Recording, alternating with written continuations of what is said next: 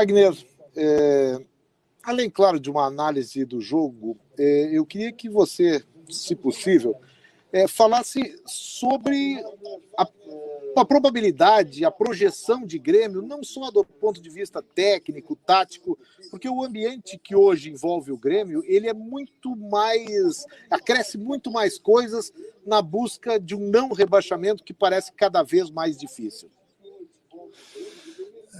Boa noite a todos. Não tenha dúvida que tem muito mais coisas que envolvem o nosso momento no dia de hoje, né?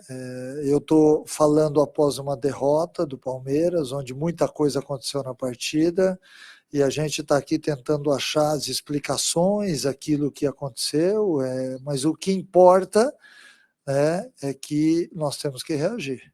Nós temos que reagir, o Grêmio tem que vencer partidas. Não me importa de que forma, e não me importa também o que aconteceu no jogo do Palmeiras, porque não vai voltar. Se o VAR prejudicou, o árbitro prejudicou, a gente tem que ter equilíbrio emocional neste momento difícil para ser melhor que o Palmeiras e vencer a partida, porque nós vencíamos até os 42 minutos do primeiro tempo. E em 4, 5 minutos a equipe tomou 2 gols.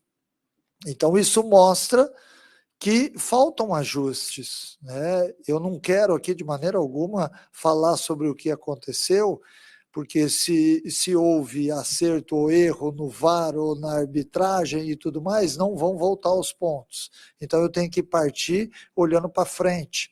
Nós temos que olhar para frente. Nós precisamos ser mais fortes dentro de campo. Nós temos que passar por cima de árbitro, passar por cima de VAR, passar por cima do adversário e de tudo aquilo que tiver à nossa frente, se nós temos realmente um objetivo de escapar. E eu não tenho dúvida disso. Eu sei que os ajustes vão acontecer, e eu estou aqui dando o meu depoimento que vai acontecer, é óbvio, né? Mas é um processo que precisa que todo mundo encare dessa forma. Eu tenho pessoas dentro do vestiário que pensam da mesma forma que eu.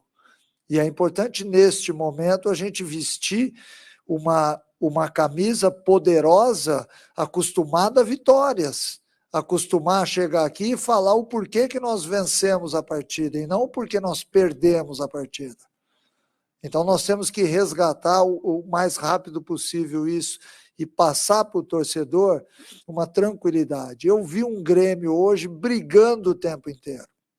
Eu vi um Grêmio na segunda etapa se jogando em cima do Palmeiras, buscando o empate. E isso é louvável, porque é isso que nós queremos. Mas eu tenho que admitir que faltou algo. Faltou no primeiro tempo e faltou no segundo tempo. Faltou uma atenção maior aos 42 do primeiro tempo, quando a gente permitiu, num lance que o Palmeiras cobrasse e empatasse de pênalti a partida. Logo em seguida, numa falha de marcação, o Veiga entrou e acabou fazendo 2-1. Então, faltam esses ajustes que nós temos que, nesse momento, buscar soluções o mais rápido possível. Então, é óbvio, eu até me estendi um pouquinho aqui na resposta. É fato que todas as partidas que o Igor Benevenuto está no VAR tem algum tipo de confusão. Mas eu não tenho como falar para você se foi pênalti ou não, porque é um lance interpretativo. O árbitro interpretou que não, o VAR interpretou que sim. Volto a dizer, vamos passar por cima disso. Eu peço a todos os torcedores do Grêmio, aqueles que vivem o dia a dia do Grêmio, não vamos estar atentos somente às pequenas coisas. A nossa meta é muito maior. Nós temos que jogar mais, nós temos que criar mais, nós temos que ser mais fortes dentro de campo em todos os sentidos.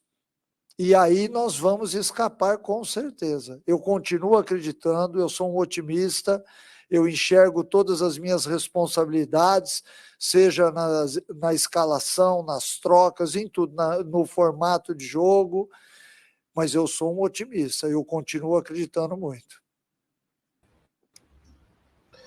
Mancini, ao mesmo tempo em que você admite que tem ajustes que precisam ainda ser feitos, você não vai mais ter aquela semana livre, a semana aberta, como você mesmo destacou logo depois do primeiro jogo. A partir de agora é uma sequência muito forte. E além de uma sequência muito forte, são poucos jogos e o aproveitamento que o Grêmio precisa fazer é muito grande, muito superior do que o Grêmio fez até agora. De que maneira você imagina que vai ser possível fazer e fazer o torcedor acreditar que é possível? Então, o torcedor, mesmo hoje no estádio, ele está vendo que o time está brigando. O time briga, o time tem. Só que tem erros. E esses erros a gente tem que, o mais rápido possível, corrigir. Erros de marcação, erros de infiltração, erros de espaçamento de linha. É óbvio, você mesmo falou, nós não temos mais nenhuma semana aberta para isso. Nós temos vídeos, temos conversa, temos que ser o máximo comunicativo possível para tentar ajustar isso daí e tentar encontrar um time que dê a resposta que todos nós queremos. Essa é a verdade. Eu estou 10 dias no Grêmio. Hoje é o meu 10º dia no Grêmio. O terceiro jogo se passou, uma vitória na estreia e 2 derrotas. Então, esse time não está funcionando. E eu estou enxergando isso. É óbvio que eu enxergo. Eu não entrei ontem no futebol, eu tenho 40 anos de futebol. Então, eu enxergo as coisas. E esses ajustes serão feitos. A gente precisa achar as combinações no setor defensivo, no meio-campo e no ataque, que melhor se encaixam. E dessa forma a gente vai achar um time que vai ser competitivo para brigar em igualdade de condições com quem quer que seja. Porque nós precisamos de vitórias. Como é que o Grêmio vai sair da situação? Vencendo as partidas. Somar ponto é importante? Claro que é importante. Num jogo como esse, um ponto seria muito importante para a gente. Mas infelizmente ele não veio. Então nós temos que realinhar, botar o trem novamente no trilho, entender que daqui a 3 dias a gente entra em campo novamente, que não tem tempo de treinamento, mas eu sabia de tudo isso.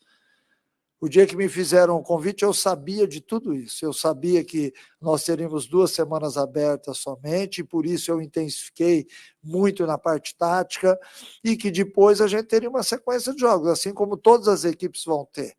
E quem vai se sair melhor daqui para frente, a gente não sabe. Hoje a gente tem uma certa distância de pontos, mas a cada rodada, com cada vitória, você começa a vislumbrar algo diferente. Então, neste momento, a gente tem que voltar a vencer para respirar novamente e buscar aquilo que nós queremos. Mancini, queria que o senhor falasse sobre essa postura do torcedor no final do jogo, invadindo aqui o gramado, tentando invadir ali o túnel que dá acesso aos vestiários e agora no estacionamento também, que é uma prova bastante clara aí que o torcedor também perdeu a paciência de vez e alguns até jogaram a toalha. E o quanto que chega para vocês do departamento de futebol, para os jogadores, esse tipo de postura e que pode ajudar, ou melhor, atrapalhar nesses próximos jogos aí tão decisivos para o Grêmio? Obrigado. Olha, na verdade, eu já estava dentro do vestiário, eu acabei não vendo. Eu ouvi que houve um manifesto que uma parte da torcida entrou no campo, acho que teve lá algumas coisas que saíram, mas eu não vi. É óbvio que está todo mundo nervoso, é óbvio que está todo mundo alterado, porque ninguém quer ver o Grêmio nessa situação. Nós sabemos o que nós precisamos para sair, mas é óbvio que esse desequilíbrio emocional, ele passa do time para o torcedor e para todos aqueles que amam o Grêmio, porque todo mundo sente na pele. Amanhã é segunda-feira, o cara sai de casa, ele vai para o trabalho, ele vai para o colégio, ele sente. E nós sabemos disso. É óbvio que qualquer tipo de violência a gente tem que coibir, mas é natural que a gente veja algumas pessoas mais desequilibradas que outras, né? Eu tento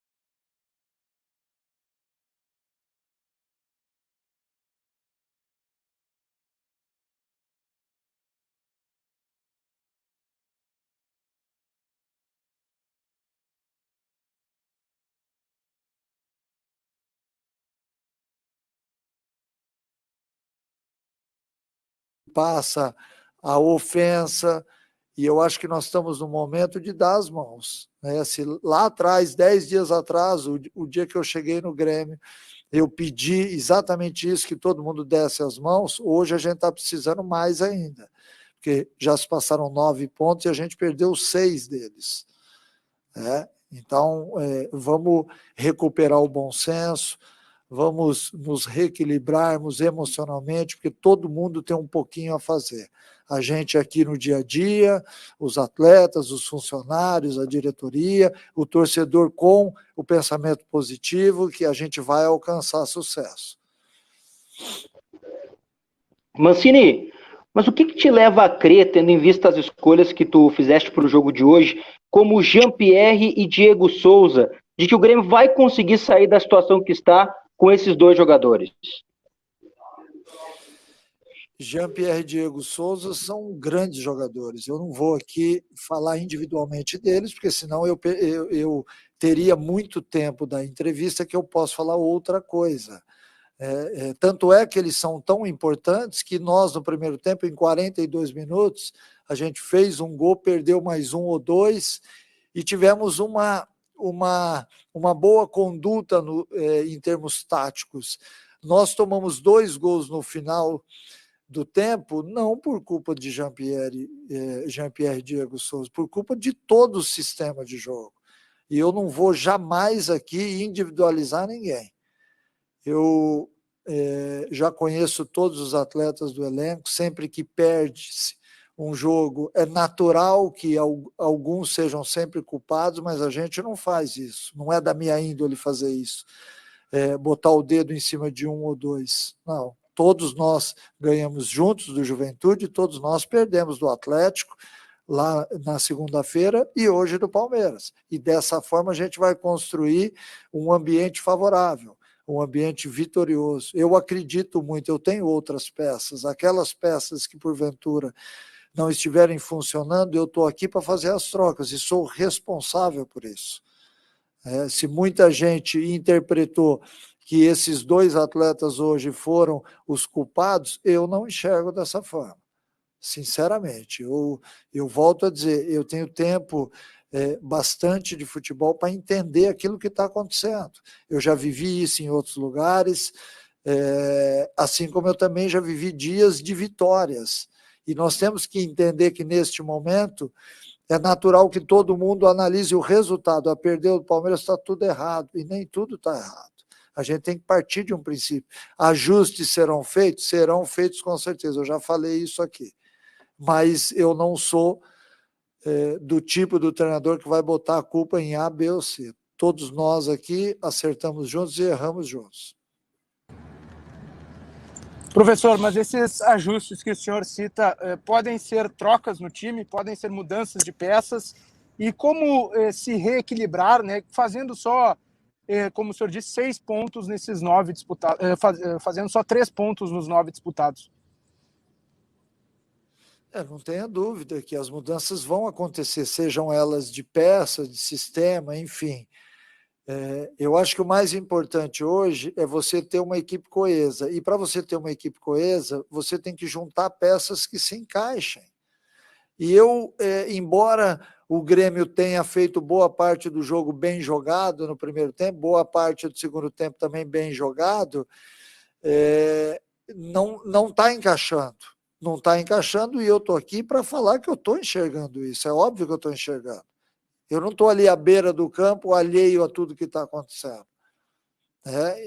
Volto a dizer, eu tenho as minhas responsabilidades, e as minhas responsabilidades são escolhas.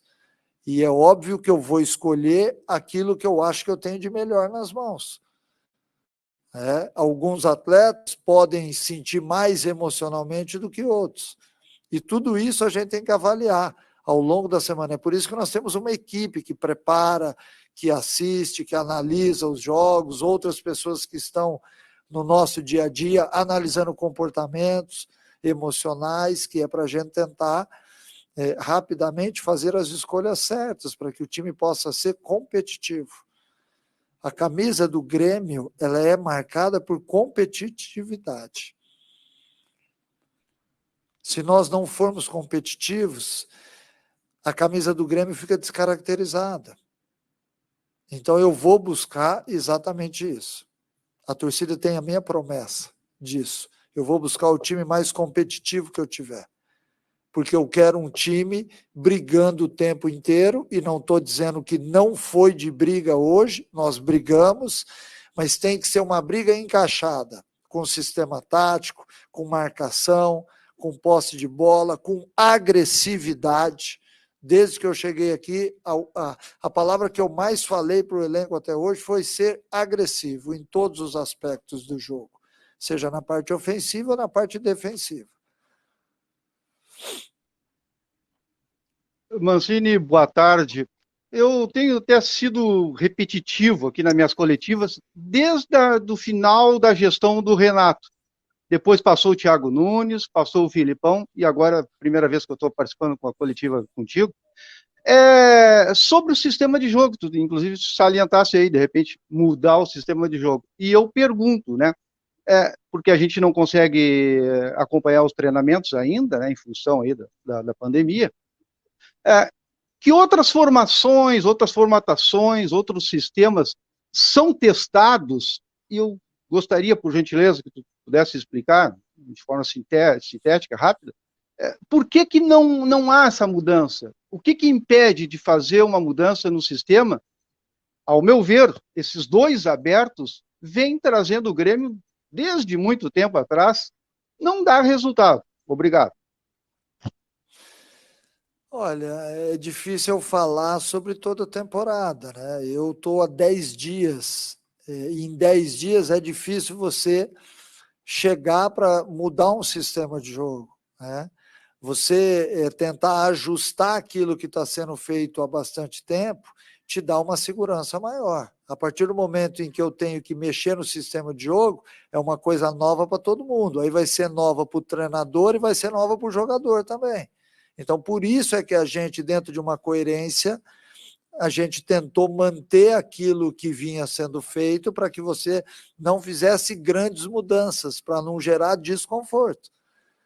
Eu queria exatamente o contrário. Eu queria que a equipe do Grêmio tivesse um conforto tático para poder desempenhar a parte técnica. Porque a partir do momento em que você gera desconforto para o seu time, a parte técnica cai. O atleta tem que estar bem para entrar no jogo e desenvolver aquilo que ele sabe, baseado numa formação, baseado num sistema de jogo. Se você altera o sistema de jogo, você está jogando para ele mais um problema. Eu acho que não é hora de ficar fazendo grandes mudanças, variações táticas. Isso se faz no começo da temporada, quando você começa a ter variações, porque ao longo da temporada, dependendo da característica do jogador, você vai utilizar. Aí sim, mas neste momento, final de ano, a equipe emocionalmente abalada, porque não consegue vencer em sequência, e aí, de repente, você gerar um desconforto tático, lógico, pequenas mudanças, eu já disse que vão acontecer. Agora, mudança tática radical, acho muito precipitado, acho que nesse momento seria uma incoerência, porque o atleta mesmo olharia para mim, pô, Mancini, você está me pedindo uma coisa que nós não fizemos ao longo de 11 meses, vamos fazer agora. Então, a partir deste princípio, a gente tem que ter uma base já formada para aí sim escolher as melhores peças no momento, e essas melhores peças, eu não quero dizer que são as mais técnicas, as mais aguerridas, depende do encaixe de cada setor. Mas eu estou em busca disso, eu estou em busca da melhor formação para dar para a gente uma condição do Grêmio ser competitivo, mais competitivo. Isso tem me incomodado um pouco. As minhas equipes, elas são mais ajustadas, elas jogam com linhas mais próximas, e talvez eu não consiga fazer isso daqui até o final do campeonato, então eu preciso ser mais competitivo. Boa noite, Mancini. Você falou muitas vezes, e a gente fala muito nas coletivas também, sobre se reequilibrar emocionalmente, achar esse equilíbrio emocional que os jogadores do Grêmio estão precisando. Mas hoje a gente viu jogadores super experientes, como o Thiago Santos, um dos líderes do vestiário, cometendo um pênalti e saindo vaiado pela torcida. O Jeromel, que foi muito aguardado, também diversas vezes irritado, discutindo com o árbitro. Como se busca esse equilíbrio psicológico se até os grandes jogadores, né, os líderes do vestiário do Grêmio, estão acabando cedendo à pressão da torcida, que a gente viu aqui que no final também acabou invadindo o gramado? Então, você falar de parte emocional, é lógico que cada um individualmente tem um estupim, né? E eu vou só contar um caso aqui rápido do jogo que acabou gerando muita discussão em campo. Nós fizemos o gol e o Palmeiras reclamou muito que possivelmente teria sido uma falta do Douglas em cima do Marcos Rocha. A partir deste lance que o juiz validou o gol, ele passou a apitar diferente. Ele passou a marcar algumas faltas para o Palmeiras. Então, o próprio árbitro passa por um momento de desequilíbrio emocional. Porque a gente que está ali muito perto, fazendo parte do jogo, eu estou à beira do campo, mas estou escutando muita coisa que está sendo falado, a gente vê, os árbitros também passam por isso, eles também são seres humanos, eles apitam aqui, viu que houve, de certa forma, um protesto do torcedor ou do outro time, ali ele já apita diferente e ele vai tentando a lei da compensação o tempo inteiro. Lógico, tentando levar o jogo, mas compensando sempre para que ele possa ser o mais equilibrado possível no apito. E quando ele validou o nosso gol, o Palmeiras começou a fazer muita pressão em cima dele, e ele passou a marcar faltas de critérios diferentes no campo, no ataque do Grêmio e no ataque do Palmeiras. Então, ele próprio se desequilibrou emocionalmente. E como é que nós vamos ter o domínio de 11 jogadores passando por isso? Sabendo que o árbitro também tem... Então, quando o atleta percebe que o árbitro teve um desequilíbrio, é aí que ele entra. Ele quer protestar porque ele quer levar vantagem nessa decisão do árbitro. Então, se Jeromel, Kahneman, que estão jogando lá atrás e que são responsáveis pela parte de segurança da equipe, começam a falar, os outros também começam. E aí é uma briga emocional dentro da partida. Falar para você se a contratação do Freud ajudaria neste momento para o Grêmio, eu acho que não, porque todos eles estão acostumados a isso. Todos eles já viveram situação semelhante nas suas carreiras. A mesma dificuldade que o Atlético Mineiro tem para vencer as partidas hoje, para segmentar o título, para confirmar o título, todas as outras equipes têm, porque é muito difícil você ganhar partidas. O emocional joga junto com tudo, joga junto com a parte tática, com a parte técnica, com a ansiedade, com a afobação. Então, a gente, ao longo da semana, tenta conversar, se comunicar bem, falar para o jogador aquilo que pode ser benéfico ou não, mas ali dentro de campo, é um campo neutro de cada um. Ali a gente não consegue atingir. Eu consigo falar no intervalo, antes do jogo ou depois do jogo. Durante o jogo, o barulho é tão grande que eles mal escutam as observações e as intervenções que a gente faz. É necessário que todo mundo entenda que este é um momento emocionalmente diferente. Diferente, por exemplo, eu citei do Atlético Mineiro, que está pontuando lá para ser campeão, de uma equipe que está brigando lá embaixo. Mas há desequilíbrio emocional nas duas equipes, assim como em todas as outras. Eu acho que neste momento, por isso é que eu disse lá no comecinho da coletiva que é importante a gente achar aqueles atletas que estão melhores nesse momento. Às vezes, o melhor tecnicamente pode ser o pior emocionalmente. E eu tenho que ter um time competitivo em campo. E aí vai da sabedoria de todos aqueles que fazem o dia a dia do Grêmio.